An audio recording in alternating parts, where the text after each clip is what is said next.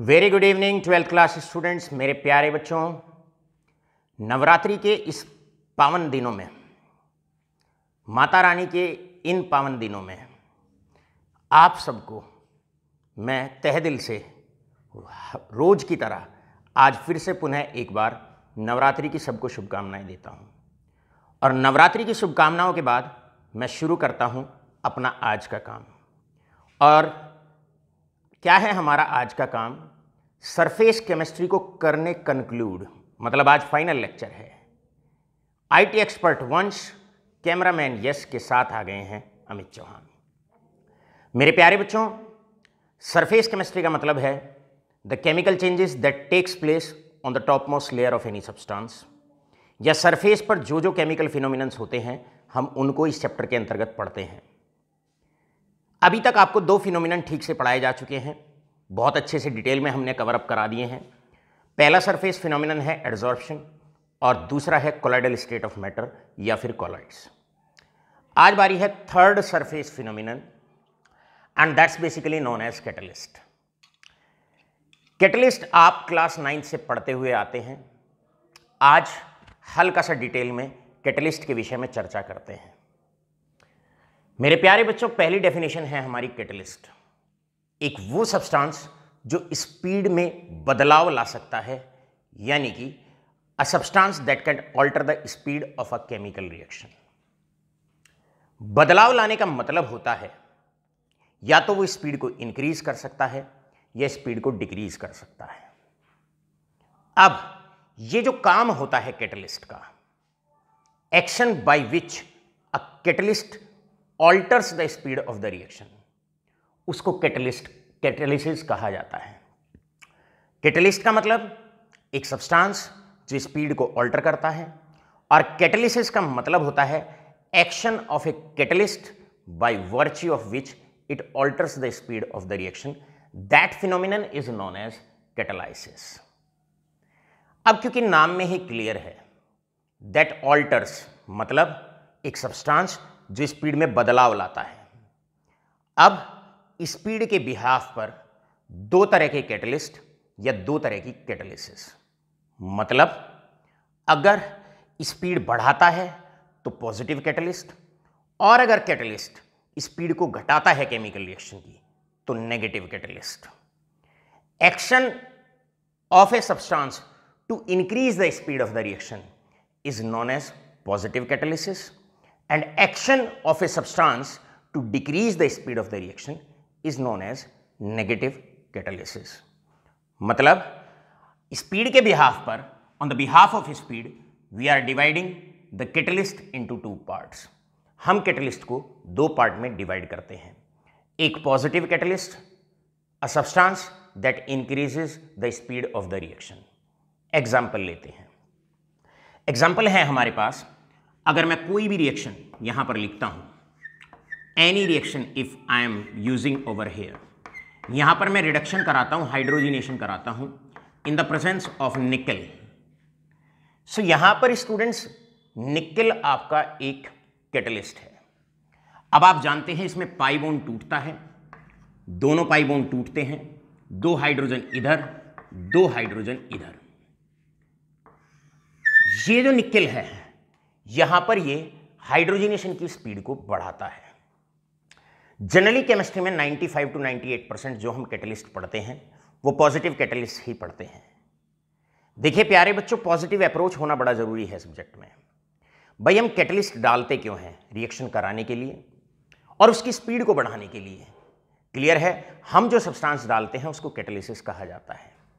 हमें चाहिए जल्दी से जल्दी प्रोडक्ट, फटाफट हमें प्रोडक्ट चाहिए, तो केमिकल सब्सटेंस जो फटाफट प्रोडक्ट बनवा दे, जो उसकी स्पीड को बढ़ा दे, जो जल्दी से हमारा काम खत्म कर दे, क्योंकि हमें रिएक्टेंट से फाइनली प्रोडक्ट ही चाहिए। रिएक्शन जो कराई जाती है वो प्रोडक्ट को लेने के लिए कराई जाती है, ना लेने के लिए नहीं।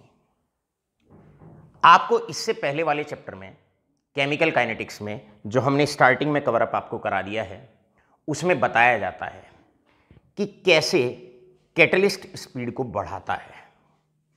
आप जानते हैं ये रिएक्शन की काइनेटिक्स होती है। These are the product reactants, energy of the reactants, and this is the energy of the products. अब काइनेटिक्स में हमने आपको बताया है कि रिएक्टेंट को प्रोडक्ट में तब्दील होने के लिए एक minimum level of energy cross करना पड़ता है, कि एनर्जी बैरियर क्रॉस करना पड़ता है, जिसे थ्रेशोल्ड एनर्जी कहा जाता है। अब रिएक्टेंट बाहर से एक एनर्जी गेन करते हैं, बाहर से एनर्जी गेन करते हैं, क्लियर है, ताकि उनकी एनर्जी थ्रेशोल्ड बैरियर को क्रॉस कर जाए या उनकी एनर्जी थ्रेशोल्ड एनर्जी के बराबर हो जाए।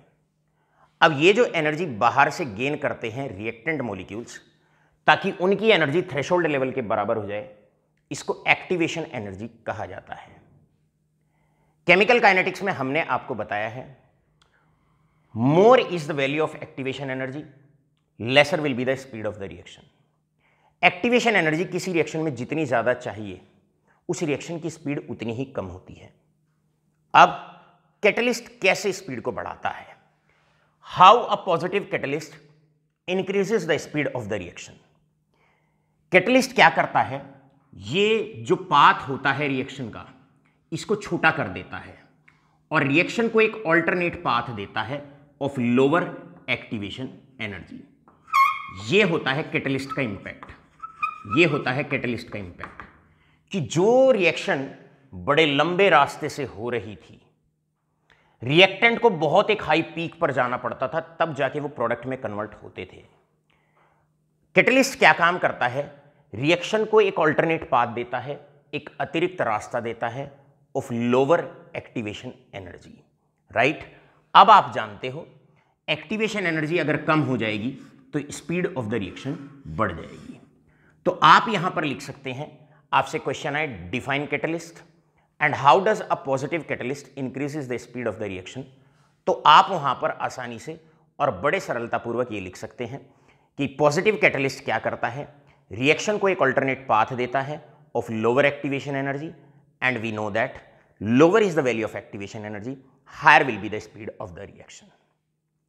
अब इसके बाद आता है सेकेंड टाइप ऑफ कैटलिस्ट, जिसको कहा जाता है नेगेटिव कैटलिस्ट। नेगेटिव कैटलिस्ट का मतलब होता है, अगर हम नेगेटिव कैटलिस्ट की बात करते हैं, अ substance that decreases the speed of a chemical reaction, या वो कैटलिस्ट जो स्पीड ऑफ द रिएक्शन को घटाता है। इसका एग्जाम्पल बहुत इंपॉर्टेंट होता है।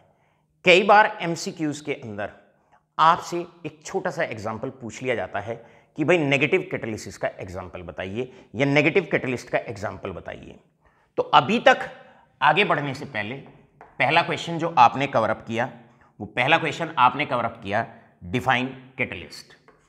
डिफाइन कैटलिस्ट, तो आप याद रखें, जब आप कैटलिस्ट को डिफाइन कर रहे हैं, जब आप कैटलिस्ट को डिफाइन कर रहे हैं, तो आप बहुत सरल और बहुत सटीक तरीके से बोलने वाले हैं।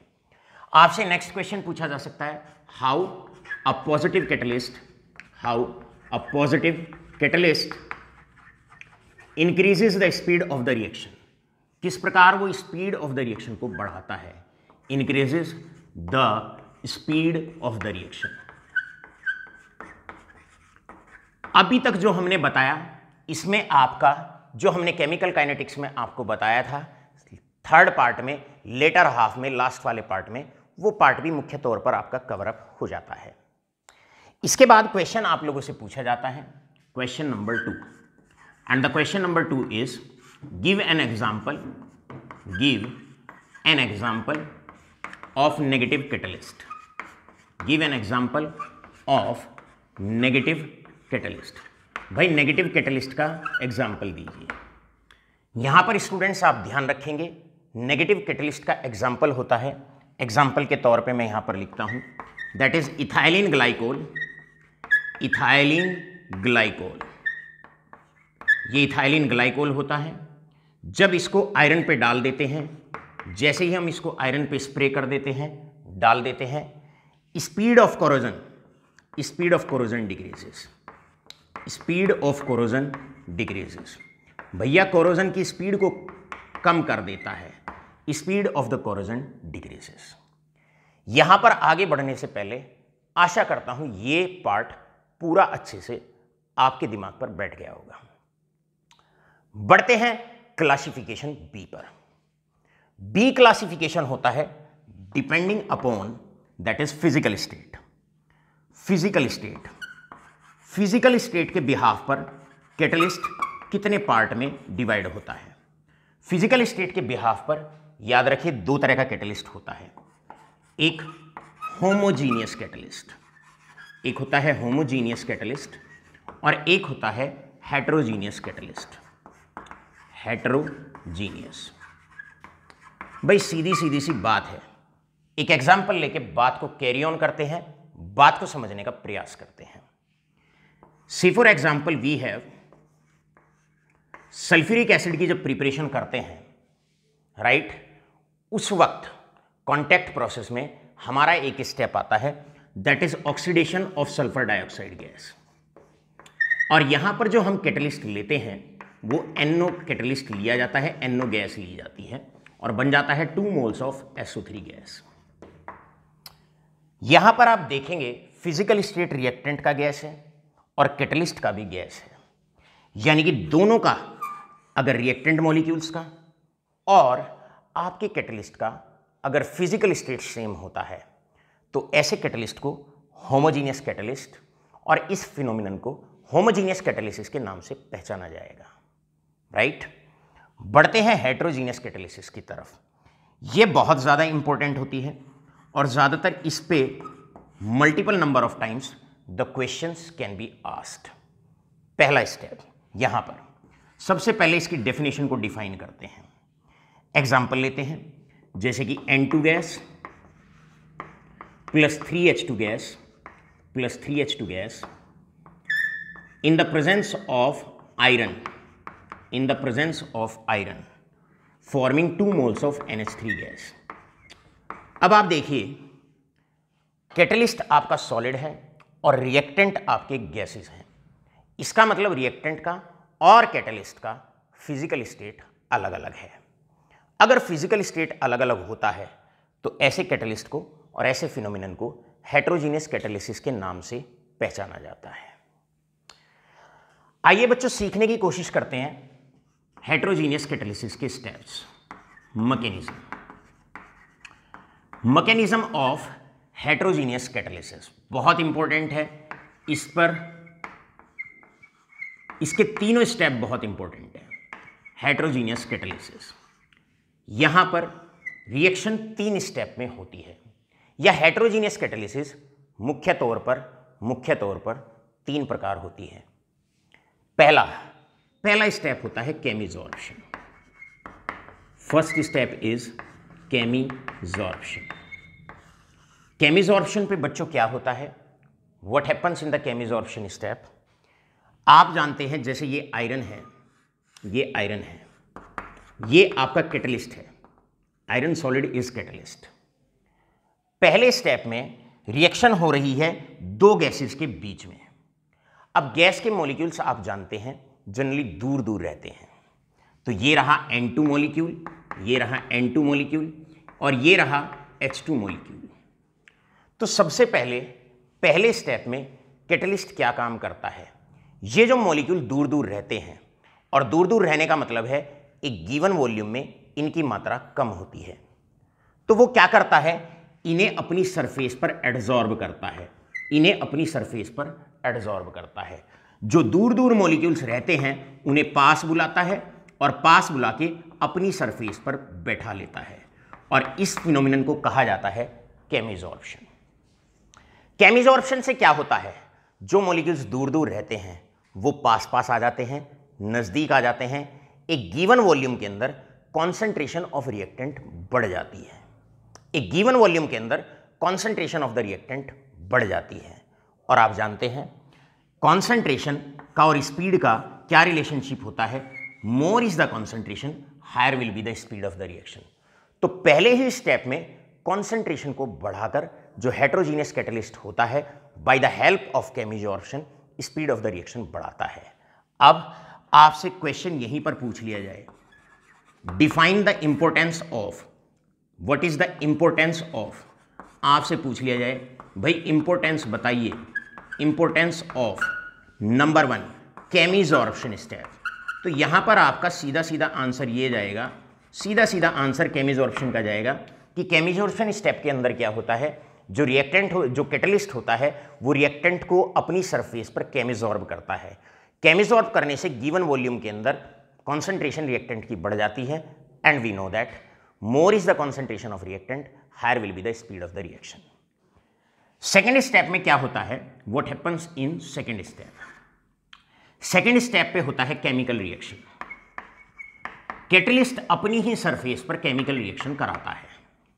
अब जब मॉलिक्यूल आएंगे, आके पास पास बैठेंगे तो आपस में टकराएंगे, कोलिजन होगा उनमें। कोलिजन होते ही बनेगा प्रोडक्ट। अब ये प्रोडक्ट बन गया, ये प्रोडक्ट बन गया, ये प्रोडक्ट बन गया। प्रोडक्ट आप लोग जानते हैं, प्रोडक्ट है NH3 गैस, प्रोडक्ट बन गया। तो सेकेंड स्टेप में क्या होता है, ये जो मॉलिक्यूल्स आके सरफेस पर बैठ जाते हैं, ये आपस में टकराते हैं और टकरा के प्रोडक्ट बनाते हैं। चलते हैं थर्ड स्टेप पे। थर्ड स्टेप बहुत इंपॉर्टेंट होता है, and third step is desorption. The third step is basically known as desorption. Third step होता है डीजॉर्प्शन। डीजॉर्प्शन स्टेप में क्या होता है बच्चों, what happens in the desorption step? अब ये जो रिएक्टेंट यहां पर, ये आपका कैटलिस्ट है, ये आपका कैटलिस्ट है, और ये जो प्रोडक्ट होते हैं ये कैटलिस्ट को फ्री कर देते हैं। कैटलिस्ट गेट्स फ्री और यहां से प्रोडक्ट अलग हो जाता है, प्रोडक्ट डिसॉल्व हो जाता है। एक सब्सटेंस जो सरफेस पर बैठा हुआ है वो सब्सटेंस अलग हो जाता है, कैटलिस्ट अलग हो जाता है। इस फिनोमिनन को कहा जाता है डीजॉर्प्शन, यानी कि removal of already adsorb substance. यहां पर आकर कैटलिस्ट फ्री हो जाता है। अब एनसीईआरटी में क्वेश्चन है कि भाई बताइए डीजॉर्प्शन का इंपॉर्टेंस क्या है। तो डीजॉर्प्शन का इंपॉर्टेंस है, यहां से next question is importance of chemisorption आपने लिखना है, और सेकेंड पार्ट में what is the importance of desorption भी आपको तैयार करना है। भाई कैटलिस्ट का एक और मतलब होता है, एक सब्सटेंस जो कम मात्रा में रिएक्शन में डाला जाता है। अब कम मात्रा में क्यों डाला जाता है?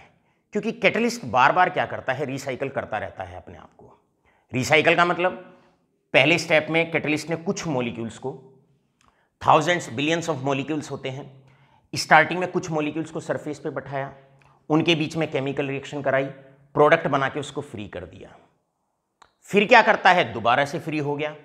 अब वापस से क्या करेगा, वापस से जो नए रिएक्टेंट हैं जैसे ये रहा और ये रहा, फिर इन्हें अपनी सरफेस पर एडजॉर्ब कराएगा, फिर अपनी सरफेस पर इनको एडजॉर्ब कराएगा, राइट, और अब इनके बीच में केमिकल रिएक्शन कराएगा, फिर यहां पर प्रोडक्ट फॉर्मेशन होगी, फिर इनको फ्री करता रहेगा।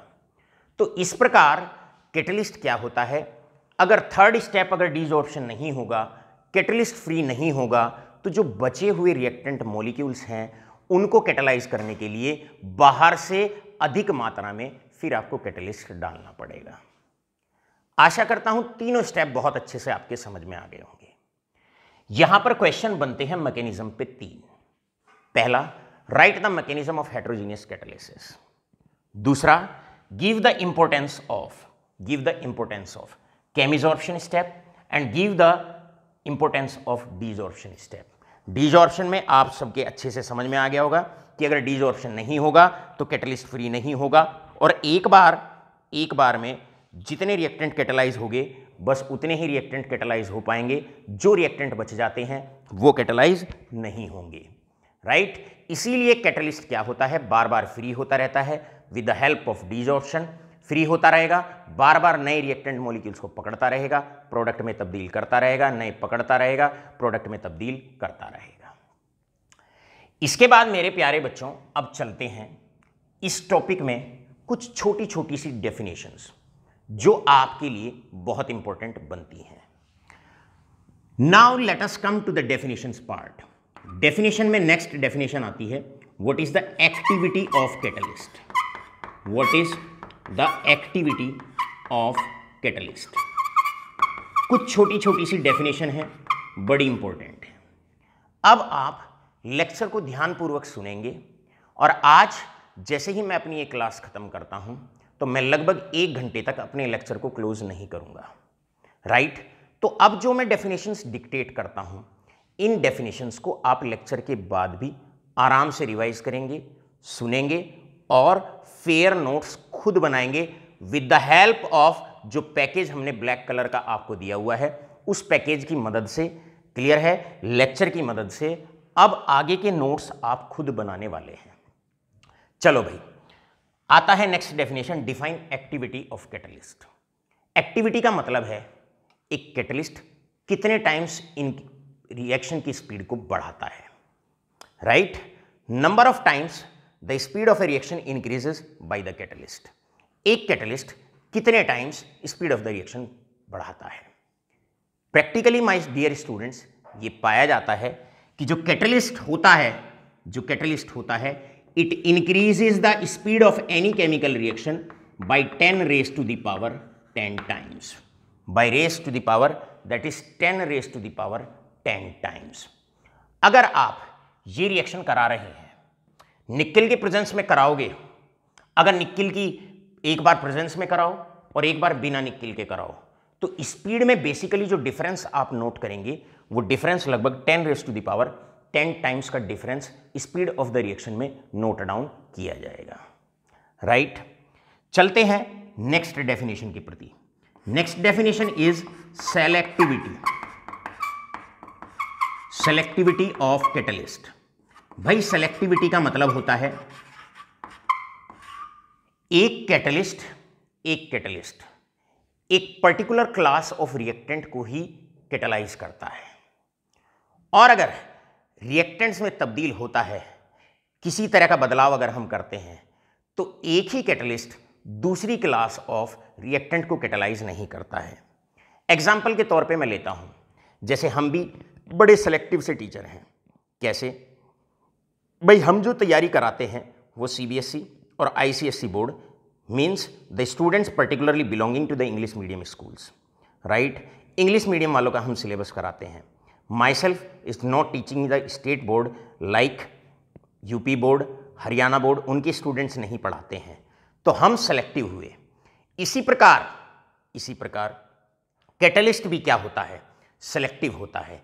एग्जाम्पल के तौर पे अगर चाहे मैं यहाँ कैटलिस्ट की बात करूँ, चाहे मैं एंजाइम्स की बात करूँ, एंजाइम्स भी आपके क्या होते हैं? बायो कैटलिस्ट होते हैं। They are bio catalyst. अब जैसे हमारे पास यूरिया है, अगर मुझे यूरिया की हाइड्रोलिसिस करानी है, तो कैटलिस्ट का हम इस्तेमाल करते हैं यूरिएज का, या एंजाइम का हम इस्तेमाल करते हैं यूरिएज का, और आसानी से यहाँ पर क्या होता है? H2O और CO2 यहाँ से निकल जाता है, प्रोडक्ट आपका बन जाता है। अब यूरिएज जो कैटलाइज करता है वो यूरिया को कैटलाइज करता है, किसके साथ? वाटर के साथ। राइट?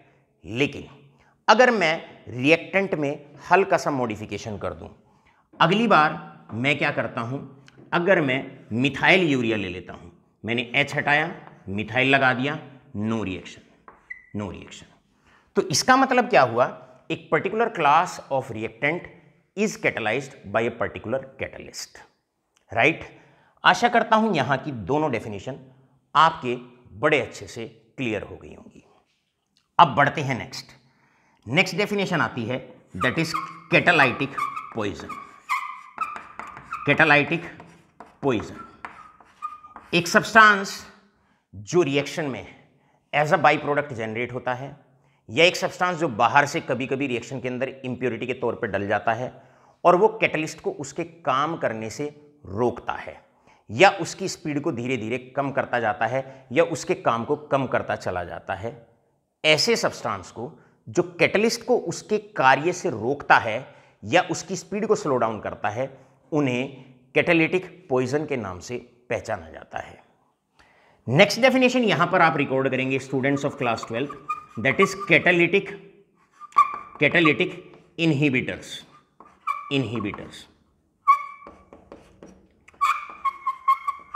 इनहिबिटर्स का मतलब होता है ऐसे सब्सटेंसेस जो कैटलिस्ट के काम को बंद कर देते हैं। पॉइजन में स्पीड धीरे धीरे उसका जो काम होता है वो धीरे धीरे कम होता जाता है, लेकिन इनहिबिटर्स ऐसे सब्सटेंसेस होते हैं जो कैटलिस्ट के कार्य को ही बंद कर देते हैं, स्टॉप कर देते हैं।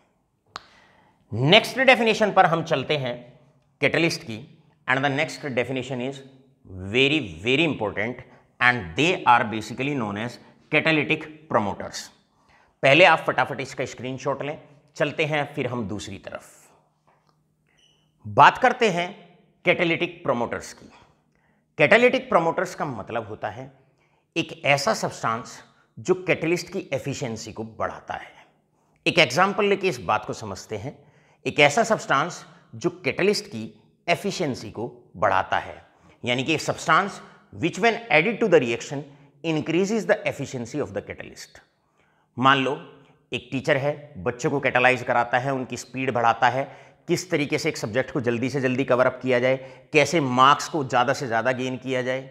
अब पढ़ाते पढ़ाते जब टीचर थक जाते हैं, एक बैच पढ़ा लिया, 2 बैच पढ़ा लिए, तो वो उनकी जो एनर्जी कम डाउन हो जाती है, तो वो जूस पीते हैं, चाय पीते हैं, कॉफ़ी पीते हैं, कैफीन की मात्रा बढ़ती है, उससे एनर्जी लेवल बढ़ता है। तो कहने का मतलब क्या है, इसी प्रकार रिएक्शन में भी हम क्या करते हैं, बहुत बार एक additional substance in addition to the catalyst हम रिएक्शन में डालते हैं, और वो सब्सटेंस क्या करता है, वो कैटालिटिक प्रमोटर की तरह काम करता है कि जैसे जैसे कैटलिस्ट जब काम करता रहे और उसकी एफिशिएंसी अगर कुछ समय बाद अगर कम हो जाती है, तो वो उसकी साइट्स को दोबारा से एक्टिव करता है और उसकी एफिशिएंसी को बढ़ाता है। एग्जाम्पल के तौर पे अगर हेबर्स प्रोसेस में ये N2 gas plus 3 moles of H2 gas, Haber's process में आप जानते हैं it is a preparation of ammonia. Haber's process के नाम से इस रिएक्शन को पहचाना जाता है, जाना जाता है। यहां पर आयरन एज ए कैटलिस्ट डाला जाता है, आयरन एज ए कैटलिस्ट, लेकिन साथ के साथ इसमें मोलिब्डेनम भी डाल दिया जाता है। सो मोलिब्डेनम यहां पर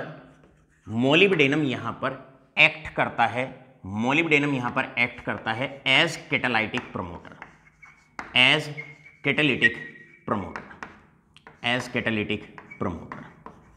राइट, एज कैटालिटिक प्रमोटर का यहां पर काम करता है। मतलब जब जब आयरन की कैटालिसिस के दौरान कुछ सरफेस साइट्स जब डीएक्टिव हो जाती हैं, राइट, तो उनको एक्टिव करने के लिए कैटालिटिक प्रमोटर का काम करता है मोलिब्डेनम। दोबारा से आयरन की जो एफिशिएंसी होती है, स्पीड करने की जो एफिशिएंसी होती है, स्पीड अप करने की जो एफिशिएंसी होती है, उसको बढ़ाता रहता है। बढ़ते हैं आगे, इसके बाद चलते हैं लास्ट डेफिनेशन की तरफ, belonging to the class of catalyst. अब इसके बाद आती है next definition, and next definition is auto catalysis. बड़ी इंपॉर्टेंट सी डेफिनेशन है ऑटो कैटालिसिस। ऑटो कैटालिसिस, आज जितनी भी डेफिनेशंस आपको बताई जा रही हैं, लेक्चर वाइंड अप होने के बाद इन्हें आपने कॉपी में नोट डाउन करना है, और जो पैकेज आपको हमने सरफेस केमिस्ट्री का दिया हुआ है उसे भी साथ के साथ आप लेक्चर के बाद पढ़ेंगे। आप चाहेंगे तो लेक्चर अभी कुछ समय तक आपको अवेलेबल होगा, बार बार रिपीट कर रहा हूं, साथ के साथ ही कार्य करिएगा। दोबारा से मैं लेक्चर ओपन करने वाला नहीं हूं, इस बात को आप ध्यान रखिए। यहां पर आपसे क्वेश्चन पूछा जाता है, भाई what is the role of molybdenum in Haber's process. तो इस तरह के छोटे छोटे से क्वेश्चंस आपको नोट डाउन करने हैं और आंसर लिखना है। Molybdenum act as catalytic promoter to increase the efficiency of iron catalyst. अब बारी आती है ऑटो कैटालिसिस। ऑटो कैटालिसिस का मतलब क्या होता है बच्चों? ऑटो कैटालिसिस की अगर हम बात करते हैं तो ऑटो कैटालिसिस का मतलब होता है अगर रिएक्शन के दौरान वन ऑफ द प्रोडक्ट जो बनता है, अगर वो खुद भी रिएक्शन को कैटालाइज करना शुरू कर दे, तो ऐसे फिनोमिनन को ऑटो कैटालिसिस कहा जाता है। मतलब if any one of the product formed in the reaction itself catalyze the reaction. Example, अगर हम एस्टर की हाइड्रोलिसिस करते हैं, इस रिएक्शन को ट्रांस एस्टरिफिकेशन रिएक्शन कहा जाता है, जहां पर हम एस्टर की हाइड्रोलिसिस करते हैं। अब एस्टर की हाइड्रोलिसिस में जो कैटलिस्ट हम लेते हैं वो कॉन्सेंट्रेटेड सल्फ्यूरिक एसिड लिया जाता है। ये एस्टर की हाइड्रोलिसिस को प्रमोट करता है, उसकी स्पीड को बढ़ाता है। बनता है आपके पास एसिड और बनता है आपके पास एल्कोहल। जब जब एस्टर की हाइड्रोलिसिस होती है तो बनता है एसिड प्लस एल्कोहल। अब आप इस रिएक्शन में देखिएगा, स्टार्टिंग में इस रिएक्शन की स्पीड कम होती है और धीरे धीरे स्पीड अपने आप बढ़ती चली जाती है जैसे जैसे रिएक्शन आगे बढ़ती है। कारण कैटलिस्ट भी एसिड है, वन ऑफ द प्रोडक्ट भी एसिड है, तो जैसे जैसे रिएक्शन आगे बढ़ेगी आपके कैटलिस्ट का अमाउंट बढ़ेगा।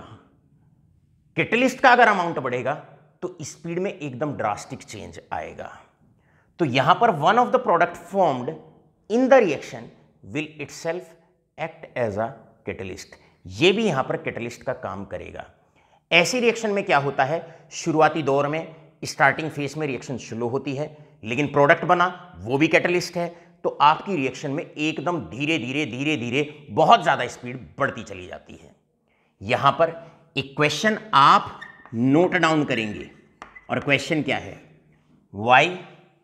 Y in the beginning hydrolysis of ester is a slow process. Starting में हाइड्रोलिसिस ऑफ एस्टर स्लो होता है, but the speed increases drastically once the reaction start. अगर एक बार ये रिएक्शन शुरू हो जाती है तो जो स्पीड होती है वो बढ़ती चली जाती है, बढ़ती चली जाती है, बढ़ती चली जाती है। तो कारण क्या होता है, सीधा आपने आंसर लिखना है, वन वर्ड आपने देता है और वन वर्ड आपने देना है। पहले क्वेश्चन नोट करना है, दैट इज ऑटो कैटालिसिस।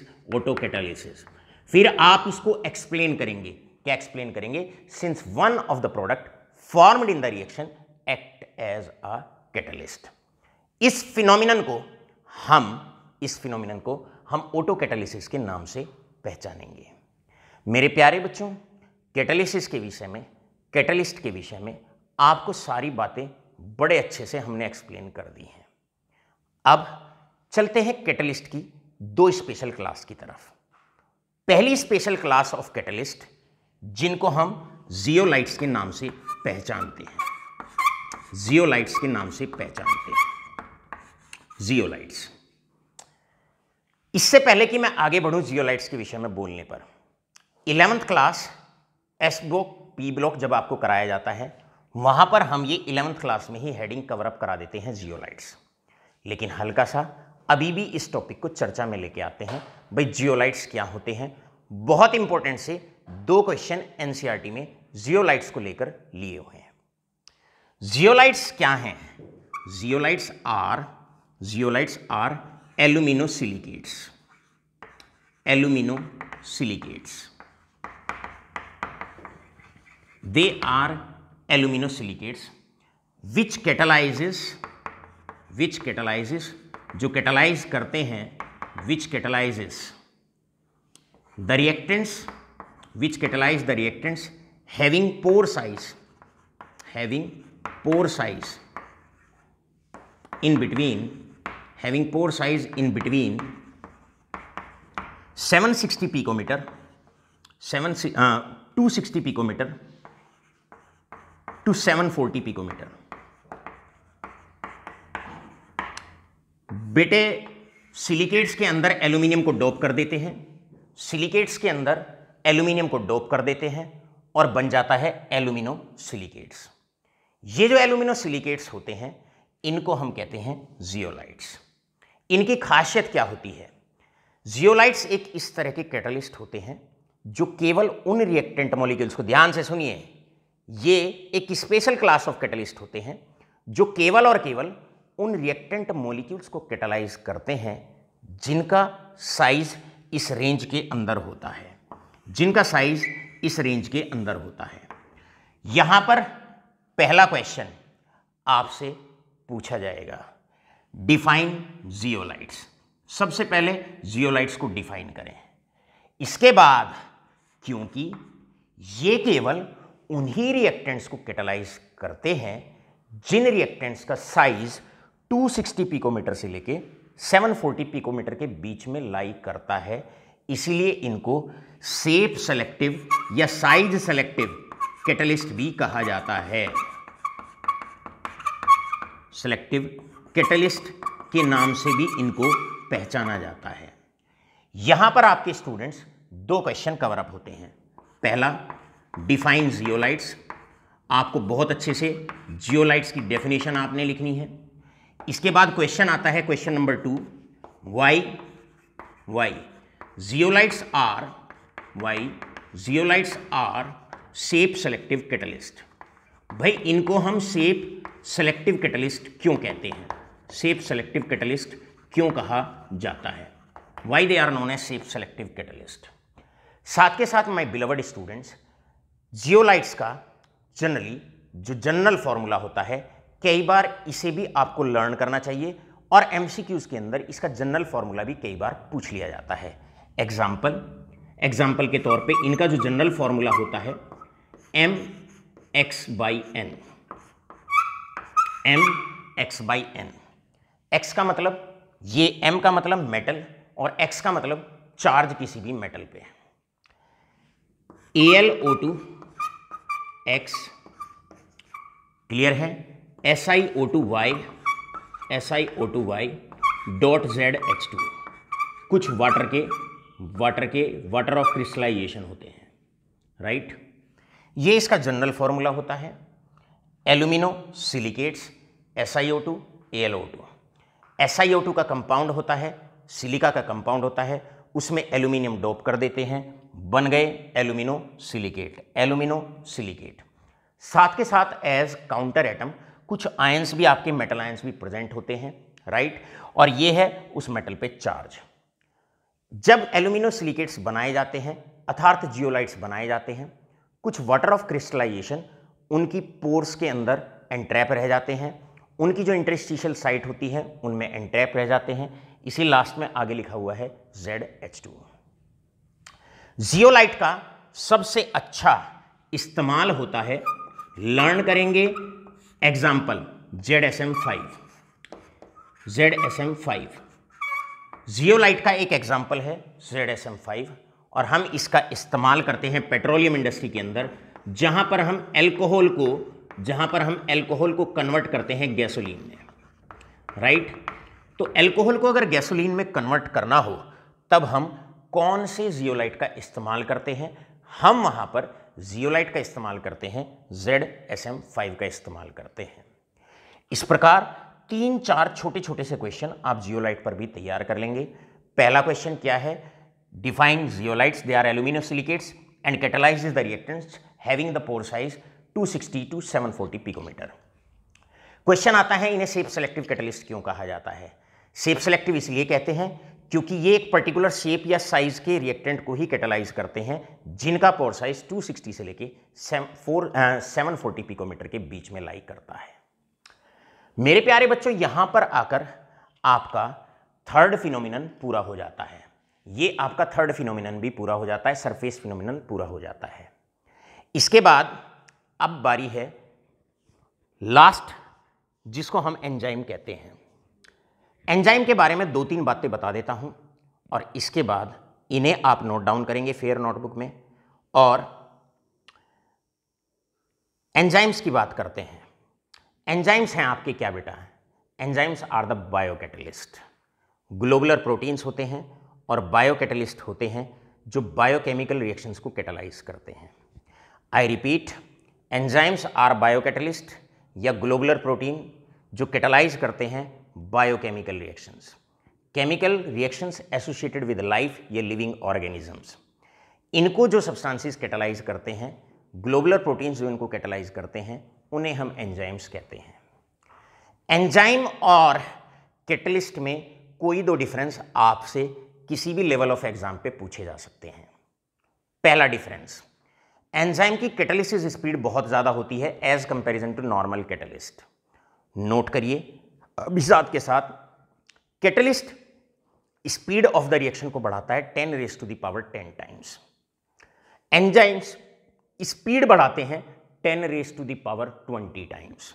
तो आपको पता होना चाहिए कि जब हम बात करते हैं कैटलिस्ट की और हम बात करते हैं एंजाइम्स की, तो एक्टिविटी किसकी ज़्यादा होती है? एक्टिविटी ज़्यादा होती है एंजाइम्स की। सेकेंड पॉइंट, आपको बहुत अच्छे से डिफरेंस का पता होना चाहिए। एंजाइम्स की एक खासियत है और खासियत ये है कि ये एक पर्टिकुलर टेम्परेचर और पर्टिकुलर पीएच पर ही काम करते हैं, जबकि कैटलिस्ट एक रेंज के अंदर काम कर सकते हैं, एक रेंज के अंदर काम कर सकते हैं। So enzymes are highly specific to temperature and pH और टेम्परेचर आप लोग जानते हैं 37 डिग्री सेल्सियस पे एंजाइम काम करते हैं और पीएच 7.6 स्लाइटली एल्कलाइन मीडियम पे एंजाइम काम करता है। अगर हमारी बॉडी का पीएच चेंज हो जाए या टेम्परेचर चेंज हो जाए तो एंजाइम्स काम करना बंद कर देंगे, सारी मेटाबॉलिक रिएक्शंस जो हैं वो खत्म हो जाएंगी, वो रुक जाएंगी and ultimately leads to untimely death. All right, यहां पर आकर आज के लेक्चर के विषय में कुछ बातें। स्टूडेंट्स ऑफ क्लास 12 कुछ बच्चे ये कहेंगे कि सर अब कैटलिस्ट और एंजाइम तो सिलेबस से कट गया है। मेरे प्यारे बच्चों, मैं आपसे कहता हूं कि हमारा और आपका जो कमिटमेंट है वो केवल सीबीएसई या आईसीएसई 12th बोर्ड एग्जाम का नहीं, बल्कि नीट और जेई का भी हमारा और आपका कमिटमेंट है। मैं ये चाहता हूं मेरा बच्चा जब 12th क्रॉस करके भी जाए और BTech, chemical engineering, BSc general chemistry honours किसी भी कोर्स में अगर वो जाए तो वो किसी तरह की केमिस्ट्री में किसी भी पॉइंट पर कमजोरी महसूस ना करे। राइट, आज का लेक्चर भी आप केवल 12th के लिए नहीं, 12th के बाद के लिए भी आप तैयार करके रखेंगे। यहां आकर हमारा सरफेस केमिस्ट्री बहुत अच्छे से समाप्त होता है। आशा करता हूं आपका दिन शुभ हो, बची हुई शाम अब शुभ हो। धन्यवाद।